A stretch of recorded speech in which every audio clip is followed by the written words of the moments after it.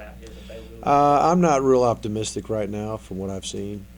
I'm not saying that he couldn't play, but right now, I wouldn't say Keith is just lighting it up right now. He's still kind of feeling his way, in my opinion. Mark, obviously, you never know what the NCAA is going to do, but you feel confident with the case. Well, I don't know. I don't know what to. I'm optimistic. I'm optimistic. I think that we as an institution and Todd as a student athlete did everything within the protocol of the governing body, the NCAA, and so hopefully all will end well, and hopefully sooner than later. Coach, at least, on the outside, looking in, these last couple of weeks seem like it's been a rallying time for players. And since that, the country's going to seem to look at you guys and feel like pretty good about your chances. Talking with some of the players out there, they say, well, that being the case, we're still kind of keeping ourselves humble here. Yeah. Is that unique to this team, or have you always kind of had teams where, even when you guys have been up in the polls or whatever, that players have stepped up and said, well, we're not there yet? I think some years you handle it better than others, and so far they've handled it well, but we're still,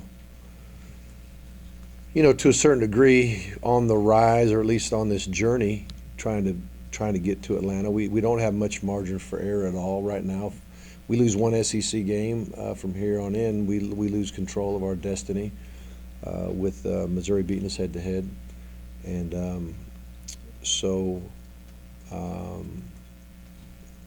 With that lack of margin of error, that we know every game is just so crucial, and every practice is crucial to be prepared to try to play well in these games. So the stakes just kind of get a little higher every week.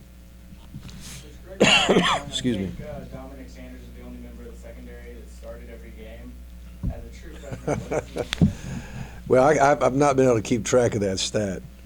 There have been a lot of lineup changes in the defensive backfield, so I haven't really figured all that out, but that might be true. I'm not doubting you. But he's done a very good job. Very conscientious. He practices with a purpose. He's kind of a no-nonsense guy. He's very, very coachable, very teachable. The little things, the hustle,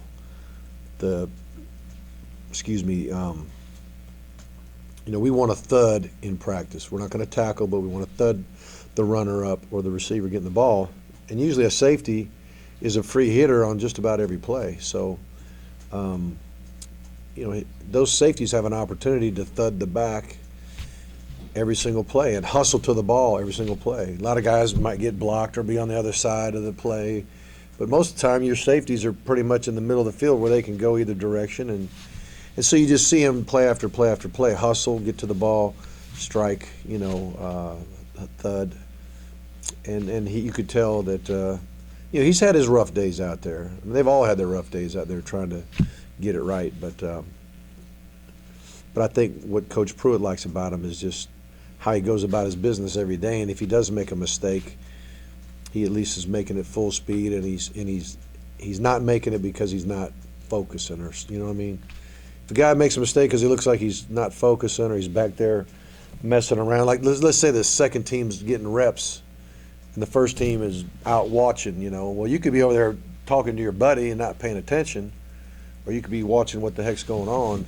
If that coach cuts his eyes over there to see what's going on and you're over there messing around, it didn't bode real well, So, I mean, he's very focused, and I think that's helped him a lot. Even with the Marshall situation, are you guys sticking with JJ now back in the secondary, you think?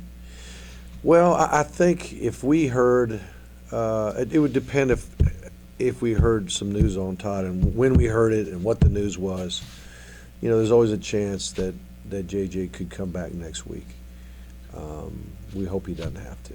I know that you haven't approached it like the outside world has, but was it a little different watching Todd at practice today, knowing that request had gone out?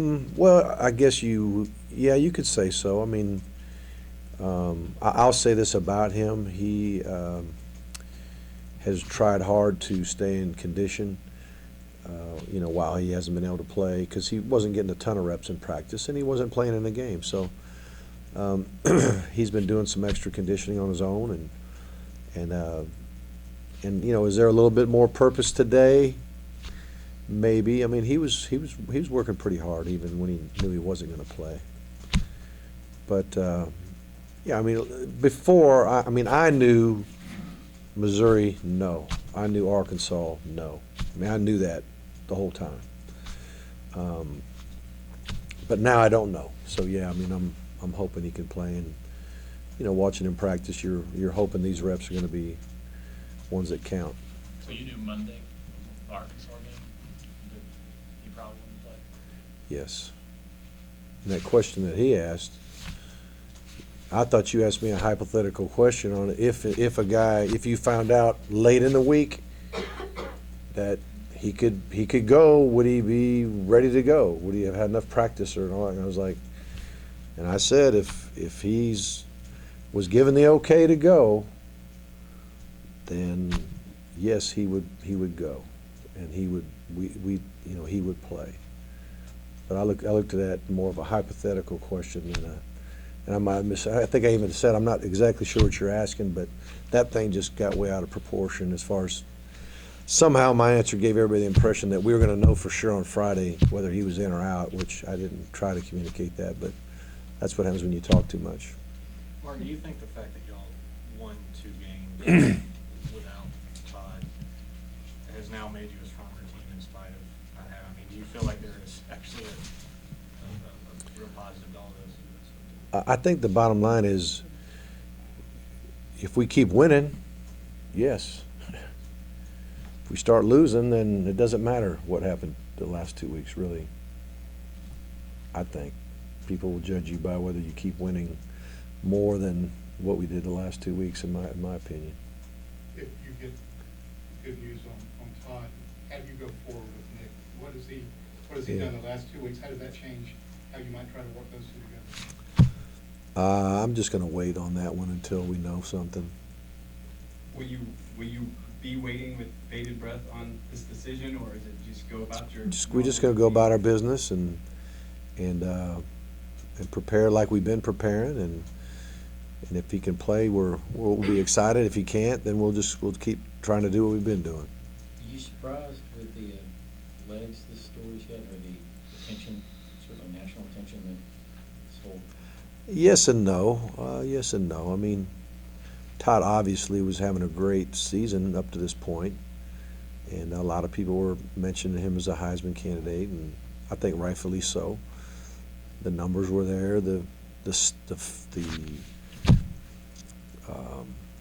know if you want to call it his style of play or whatever you want to call it, is very attractive to people. People can see that he's a little bit different than most guys out there. So yeah, he already had so much attention drawn towards him. To have this happen, it's not that shocking, really. Mark, you got the weekend off. You don't have a game this weekend. Right. Will you have an opportunity to relax any this weekend? I will be in front of the TV. I'll probably start watching real close around 3:30 till the rest of the evening. If there's any honeydews my wife has for me, I'll do them earlier in the day. I mean, I'll try to get in the front of the TV by a noon game, but I'm not sure that'll work. Do you look forward to a week off? I know you look forward to the game every week. But I do. I mean, once it's here, I mean, like right now, am I looking forward to Saturday? Yes. Watching everybody else suffer, watch everybody else have to make those gut-wrenching decisions and go through the drama of it. It's kind of fun to watch everybody else go through it. Mark, Muschamp said today that they're going to start the freshman quarterback, Harris. Have you seen him on TV? Have you watched him on film at all? What's your impression? Yeah, I've been watching him. Very dangerous athlete, and it's kind of like playing a guy who's in the Wildcat every snap, except for he can really throw it. Most Wildcat guys are really great runners and maybe can throw a little bit, but this guy is a very dangerous runner and throws the ball well. And that always creates problems. The defensive coordinators don't like facing guys like that, because if you know a quarterback's not mobile, you can do certain things to defend the pass. But if a guy can run, those very things that you would use on a non-mobile quarterback would be a death sentence on any 3rd and long, with his ability to run. So just makes you have more people accountable for him as a runner. Nick got a lot of attention, 38 carries, being a workhorse back, but he said a while ago that week he played so soon after this sort of playing in the club exam, probably the tougher Yeah. physical test. What did Yeah. that game show you about him? He is a tough kid, and you just can't tell if he's tired, if he's hurting, you just can't tell. His body language won't tell you that. He just goes hard, and then he hustles back and he goes hard again, and that's Nick Chubb. And even in the game, you're always watching your back to see what kind of does he look tired? Does he, because you don't want a guy to fumble the ball because he's tired, or you just don't want a guy to, be vulnerable because he's fatigued. And as you watch him, you just don't see any signs of that. I really don't know what he feels on the inside, but he's just a very physically and mentally tough kid. Last question. Has he ever tap him out? I've never seen him. No, I'd be shocked, but I mean, I wouldn't look down on him if he did, but I've never seen him do that. It's young in his career, but that game he carried 38, he could have tapped out a couple times, but he didn't even flinch. Coach, for the last question, just getting back to the earlier for a moment, if you could kind of run through what is it that you did learn about the mistakes he says he made, and have you had a heart-to-heart with him? Yeah. Has he come clean with you about specifically what happened, and are you satisfied Yeah. with what he tells you? I'm not going to tell you all that, but it was a good question.